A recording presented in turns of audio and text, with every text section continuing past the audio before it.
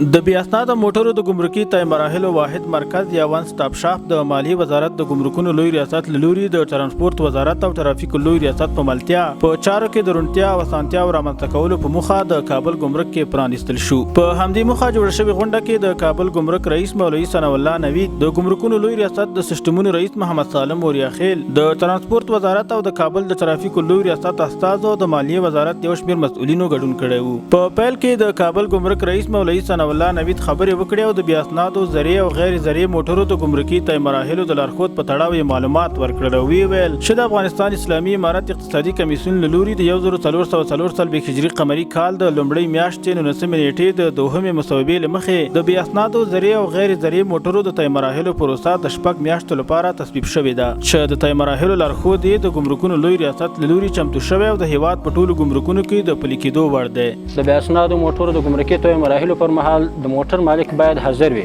او په ضمیمه شوي فارم کې ټول مشخصات ثبت شي. د موټر مالک ته ورکړل شوي فارم کې معلومات د کمپیوټر په واسطه ثبت کړي او اړوند ګمرک ته یې وسپاري.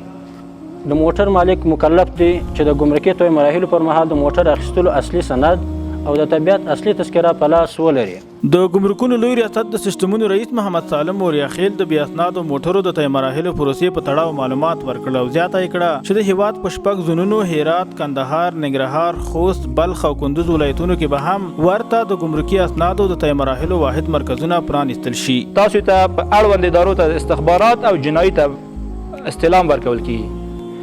تاسو د استلامونه باید د استخبارات او جنایي نه خلاص کړئ. خو موږ کوشش کوو چې د استخبارات او د جنایي ملګري هم دلته راولو چې موږ سره په همدې ون سټاپ شاپ کې اوسي چې نور هم پروسه چټکه سي او اسانه سي. هغو سره په تماس کې یو ان شاء الله. هغوی هم کوشش کوي چې موږ ته دغه مثبت ځواب راکړي او د خپل مامورین لکه ترانسپورت وزارت، ترافیک محترم ریاست موږ سره همکاري کړې، خپل مامورین رالېږلي. ان شاء الله موږ کوشش کوو چې د استخبارات او جنایي مامورین هم دلته راولو چې زموږ مراجعین په تکلیف نه سي. دا ټول کار هم د یو چتر لاندې خلاص سي. د یادونې وړ ده چې په ون سټاپ شاپ کې د ګمرکي طی مراحلو پروسه له مرستندوی میز څخه د لومړنۍ پلټنې او د موټر د مالک د معلوماتي فورمې له ډکولو سره سم پیلېږي او له تخنیکي او جرمي څېړنو وروسته د موټر د مالک او د موټر بشپړ معلومات د اړوند کارکوونکي له لوري په سیستم کې ثبتېږي. ورپسې د بایومټریک مرحله ترسره کېږي او د بایومټریک له پروسې وروسته د موټر مالک ته د ترافیکو تعرفه ورکول کېږي چې ورسره د طی مراحلو پروسه په بشپړې روڼتیا او چټکۍ سره پای ته رسېږي. د ګمرکي اسنادو د قانوني طی مراحلو وروسته بې اسناده موټر د ترافیکي سندونو د ترلاسه کولو په موخه د ترافیکو لوی ریاست ته استول کېږي.